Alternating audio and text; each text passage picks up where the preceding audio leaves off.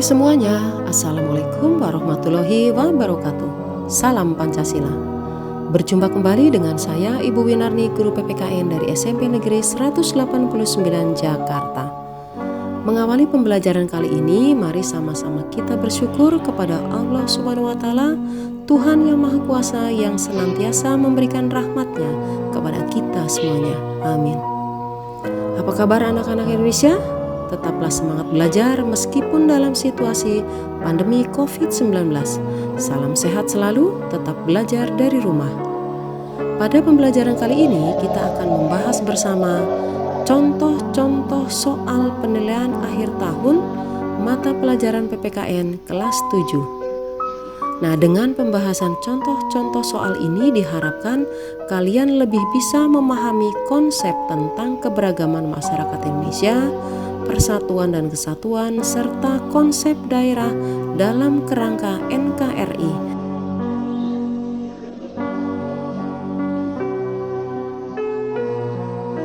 Soal nomor 1. Perhatikan pernyataan berikut. 1. Kondisi negara kepulauan. 2. Perbedaan kondisi alam. 3. Terletak di antara dua samudra. 4. Letak strategis wilayah Indonesia. 5. Penerimaan masyarakat terhadap perubahan. Pertanyaannya, faktor penyebab keberagaman masyarakat Indonesia ditunjukkan pernyataan nomor berapa saja. Sekarang mana yang merupakan faktor penyebab keberagaman itu dari 5 pilihan jawabannya? Yang pertama, kondisi negara kepulauan. Kemudian, karena adanya perbedaan kondisi alam. Kemudian, yang berikutnya adalah letak strategis wilayah Indonesia dan adanya penerimaan masyarakat terhadap perubahan. Jadi, jawaban benarnya adalah nomor 1, 2, 4, dan 5. Jadi, jawabannya adalah B. Soal nomor 2. Perilaku saling menghormati dan menghargai keberagaman dalam kehidupan bermasyarakat sangat diperlukan karena A. Masing-masing daerah memiliki adat istiadat dan norma sosial yang berbeda-beda. B. Nilai dan norma yang berlaku tidak boleh bertentangan dengan nilai-nilai Pancasila.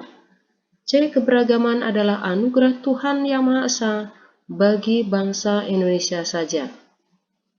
D. Secara realita, kehidupan masyarakat bangsa Indonesia terdiri atas beragamnya suku, agama, adat istiadat, dan budaya.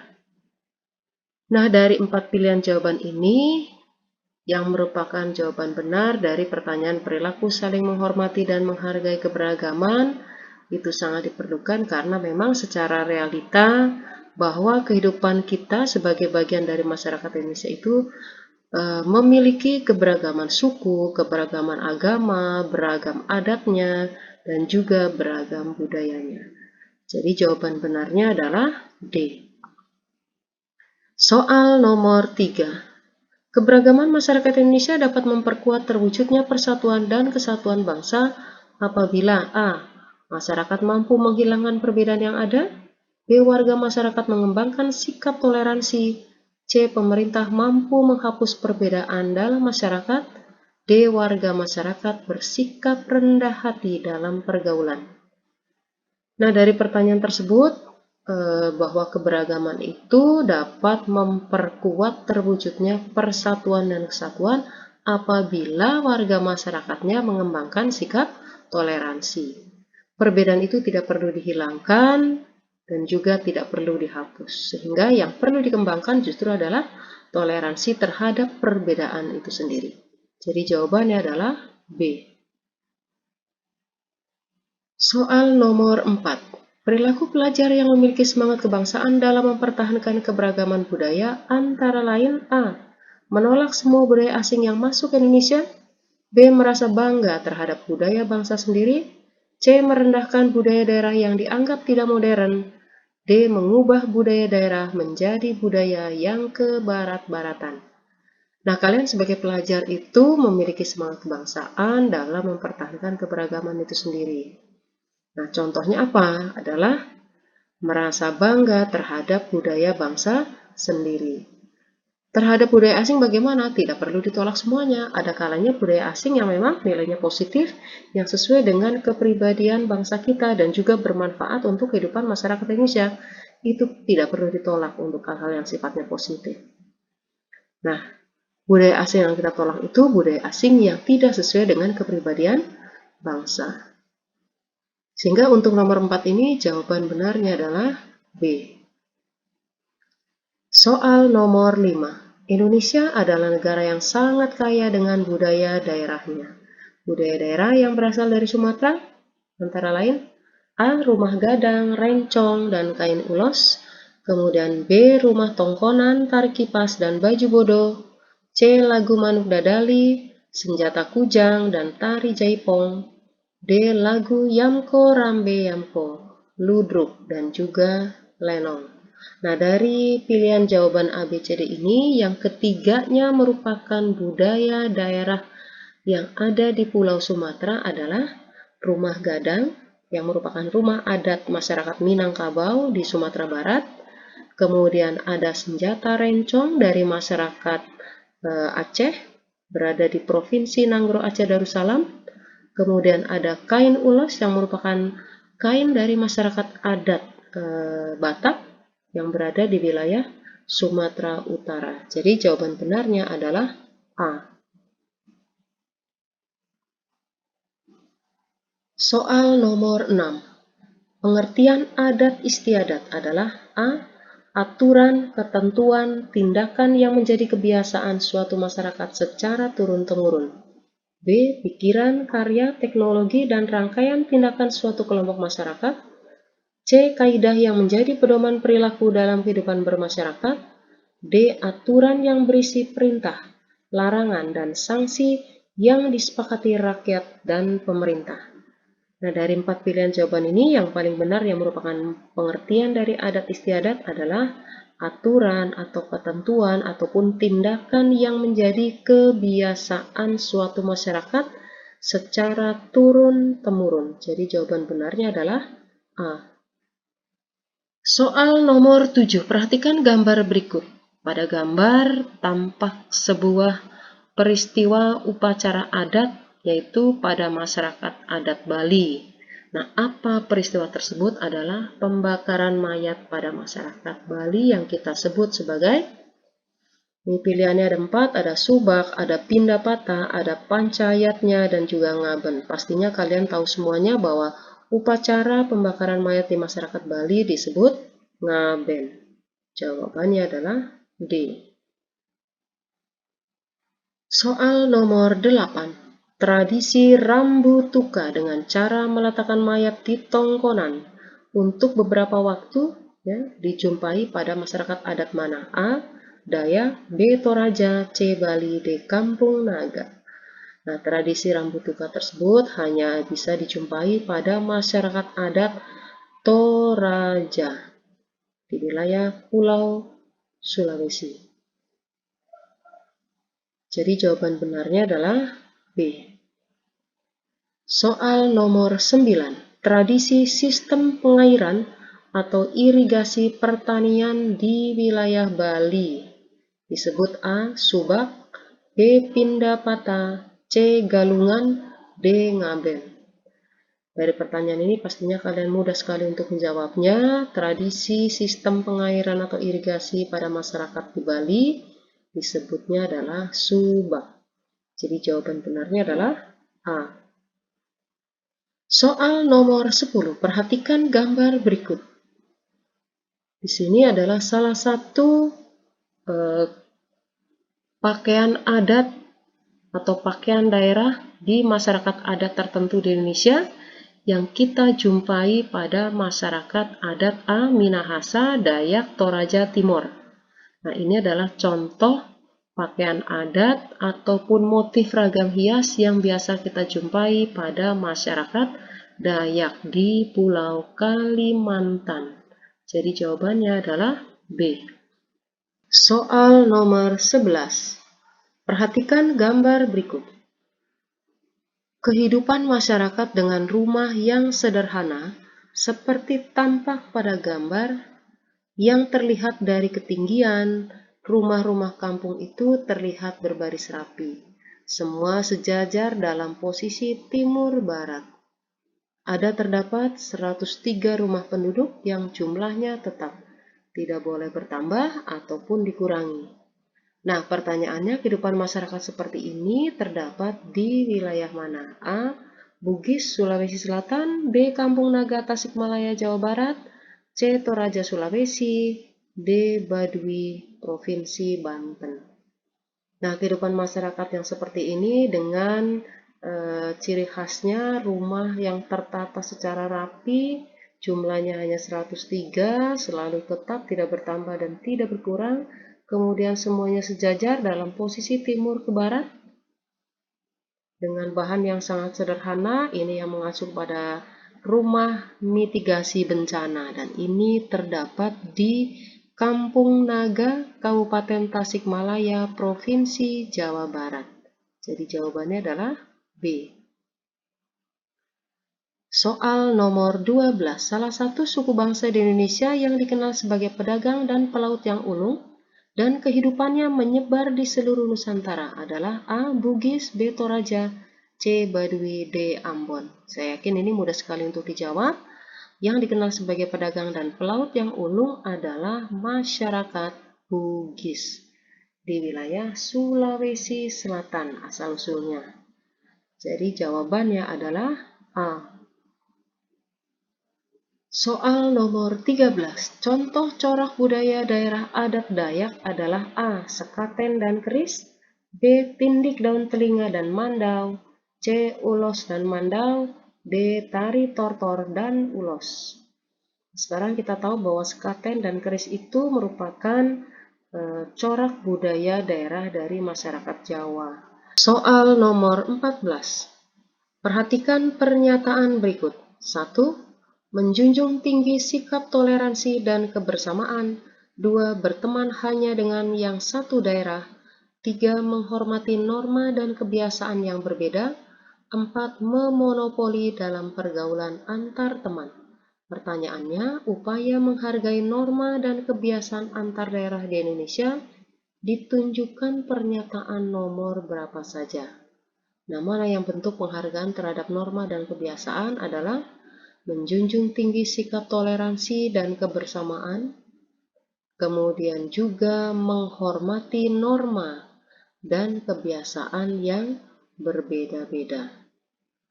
Itu yang dibenarkan. Sedangkan yang tidak dibenarkan adalah berteman hanya dengan yang satu daerah. Jadi berteman itu harusnya tidak membedakan antara daerah yang satu dengan daerah yang lain.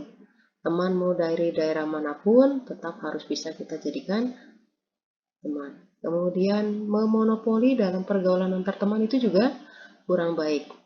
Sehingga yang lebih tepatnya adalah jawaban nomor 1 dan 3. Jadi jawabannya adalah B.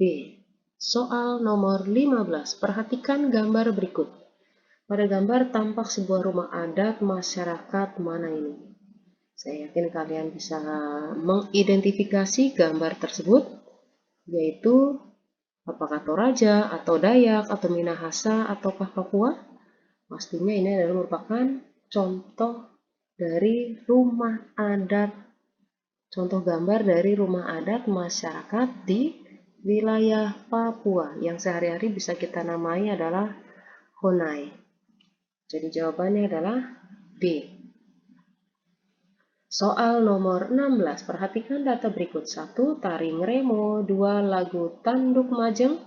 Kemudian 3. Ondel-ondel. 4. Lenong. 5. Ludruk. Pertanyaannya, mana di antara kelima itu yang merupakan kesenian daerah dari Provinsi Jawa Timur? Sini bisa kita identifikasi bahwa Tari Ngremo, Lagu Tanduk Majeng, kemudian Ludruk itu merupakan kesenian daerah dari Jawa Timur, sedangkan ondel-ondel, lenong itu dari masyarakat Betawi. Jadi jawaban adalah 1, 2, dan 5A. Soal nomor 17, perhatikan gambar berikut. Tampak pada gambar adalah rumah adat yang merupakan rumah adat masyarakat mana? Ada Dayak, Minang, Toraja, ataukah Betawi? Pastinya kalian bisa mengidentifikasi gambar tersebut yang merupakan rumah adat masyarakat Betawi yang kita sebut sebagai rumah adat kebaya. Jadi jawabannya adalah D. Soal nomor 18.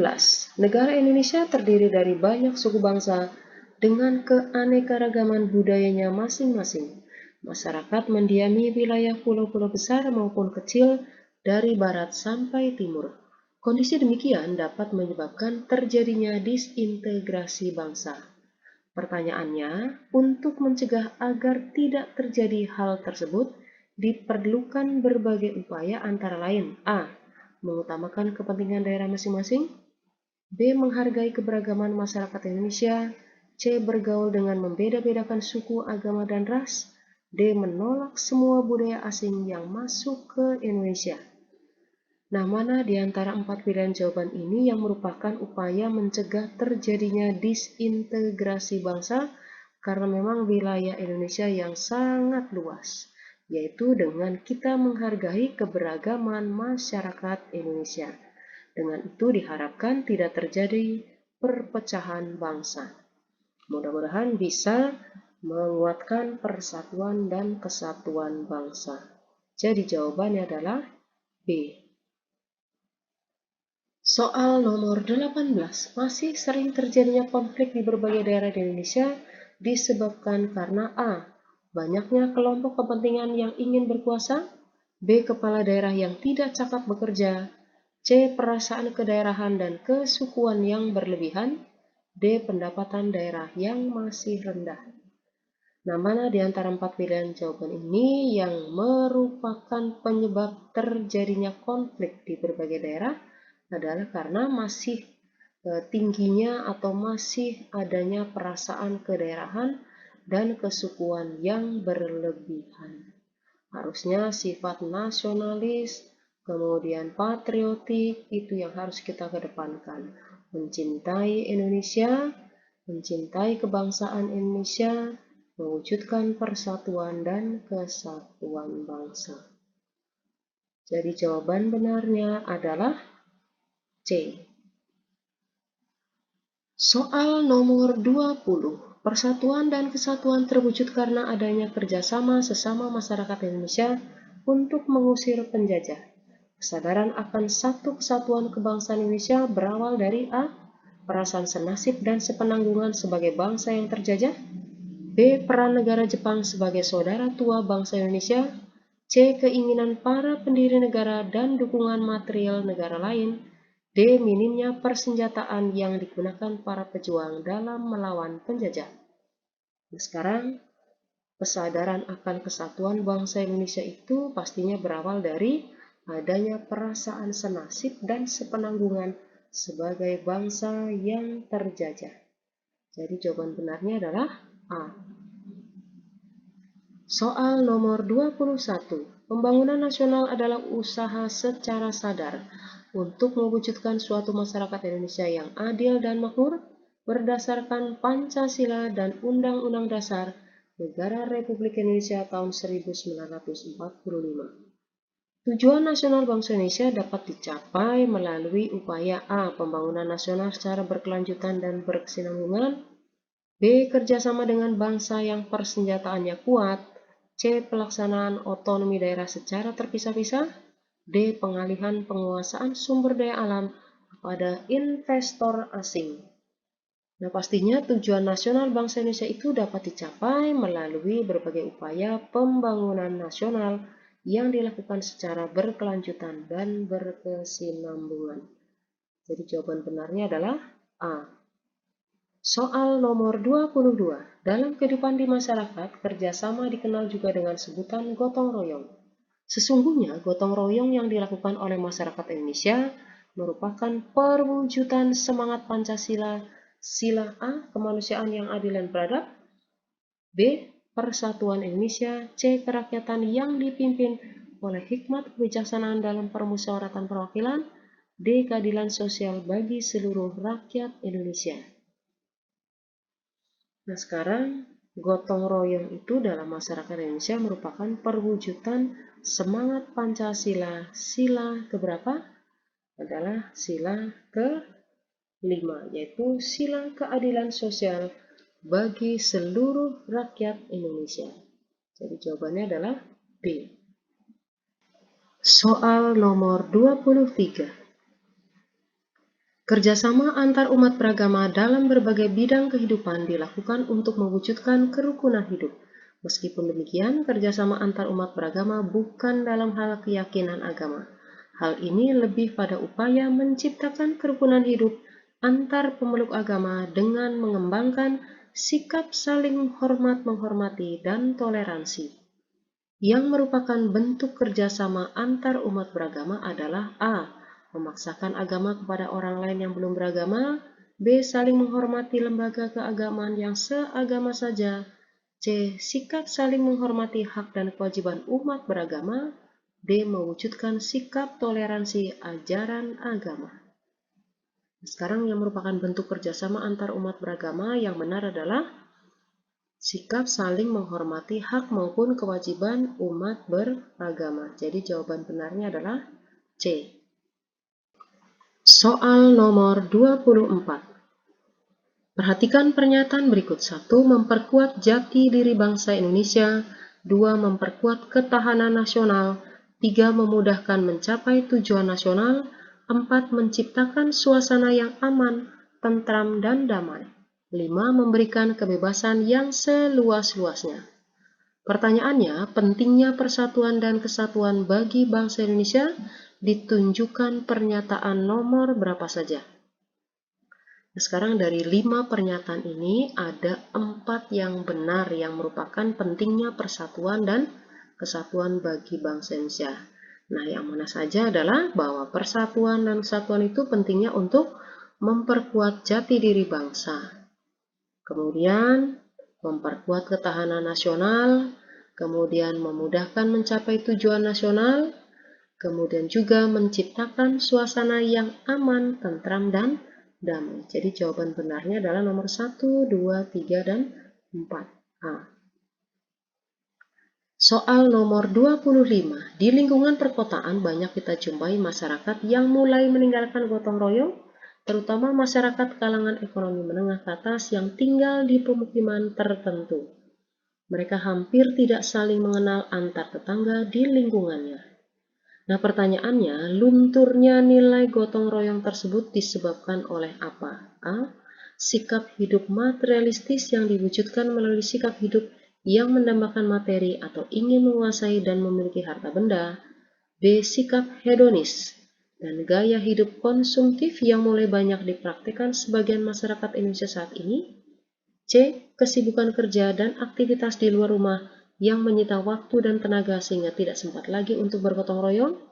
D. Sikap hidup individualistis yang merupakan ciri masyarakat liberal yang mulai mempengaruhi cara hidup masyarakat Indonesia.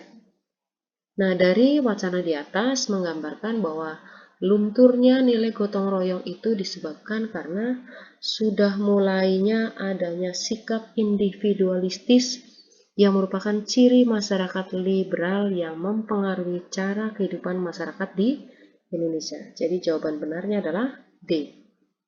Soal nomor 26. Perilaku kerjasama dalam masyarakat Indonesia dapat terwujud apabila masyarakat memiliki sikap A. Mengutamakan budaya asing, B. Sikap etnosentris yang tinggi, C. Kedaerahan yang kental, D. Kebanggaan sebagai bangsa Indonesia. Sekarang, dari 4 pilihan jawaban tersebut, yang paling tepat adalah bahwa perilaku kerjasama dalam masyarakat Indonesia itu terwujud bila kita memiliki sikap bangga sebagai bangsa Indonesia. Jadi jawaban benarnya adalah D. Soal nomor 27. Upaya yang dapat dilakukan untuk mempertahankan nilai gotong royong masyarakat di berbagai wilayah Indonesia antara lain A. Melakukan tindakan melawan hukum, B. Meningkatkan semangat kekeluargaan, gotong royong, dan musyawarah, C. Mengembangkan sikap individualistis demi keselamatan pribadi, D. Menolak segala bentuk kerjasama dengan lembaga-lembaga internasional. Nah, dari pilihan jawaban ini yang merupakan upaya dalam mempertahankan nilai gotong royong masyarakat di berbagai wilayah Indonesia adalah dengan cara meningkatkan semangat kekeluargaan, gotong royong, maupun musyawarah. Jadi jawaban benarnya adalah B. Soal nomor 28. Persatuan dan kesatuan merupakan senjata yang paling ampuh bagi Indonesia, baik dalam rangka merebut, mempertahankan, maupun mengisi kemerdekaan. Makna dari persatuan adalah A. Perserikatan beberapa bagian yang bersatu. B. Terikatnya beberapa bagian menjadi satu kesatuan. C. Keadaan yang merupakan satu keutuhan. D. Kebulatan yang utuh dan tidak bisa terpecah-pecah. Dari 4 pilihan jawaban tersebut, yang merupakan makna persatuan adalah terikatnya beberapa bagian menjadi satu kesatuan.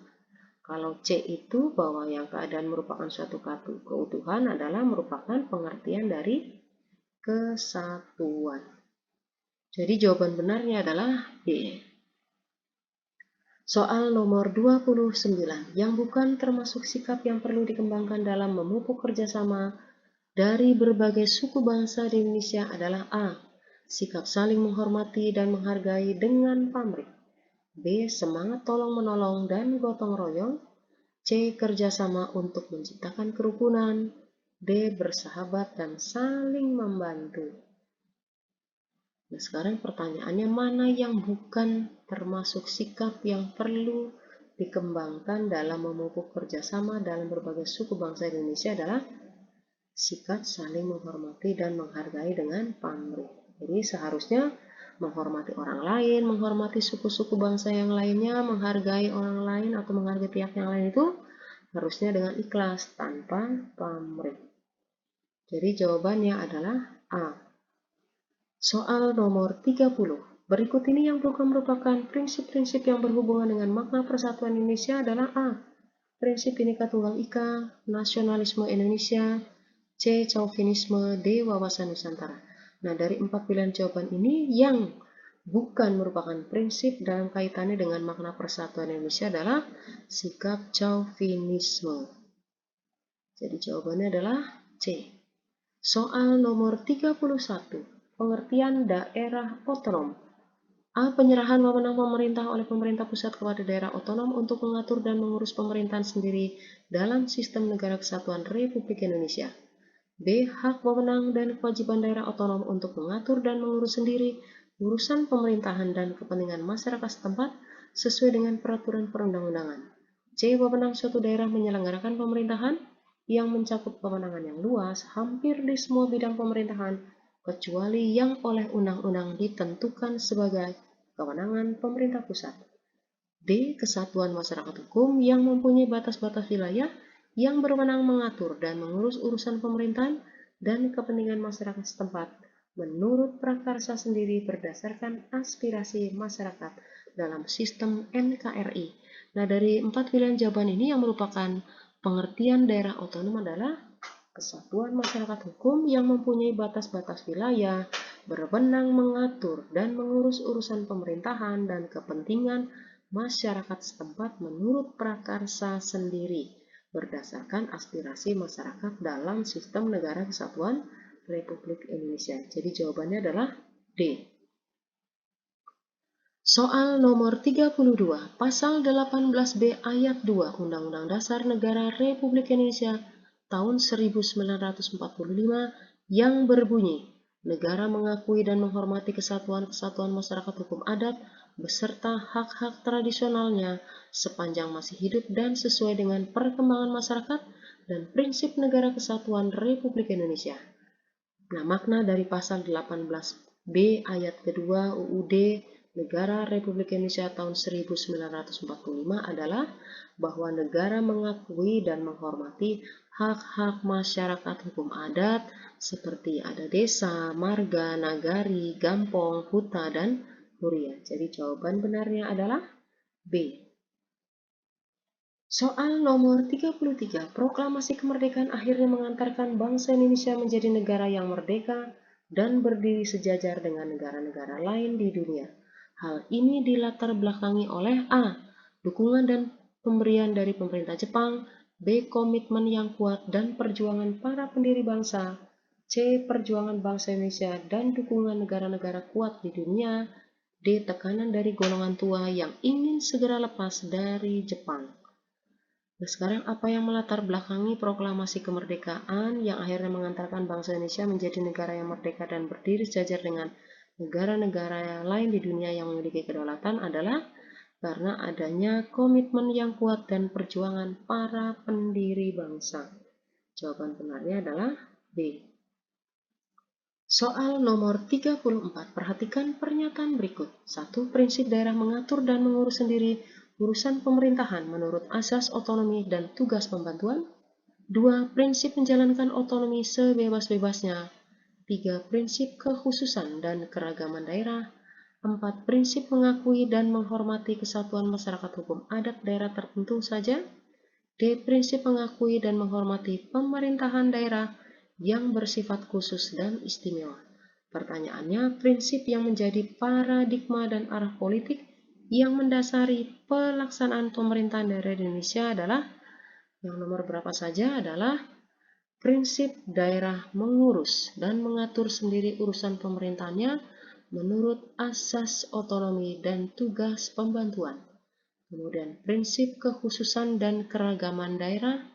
Kemudian prinsip mengakui dan menghormati pemerintahan daerah yang bersifat khusus dan istimewa. Jadi jawaban benarnya adalah nomor 1, 3, dan 5. Jadi jawabannya B.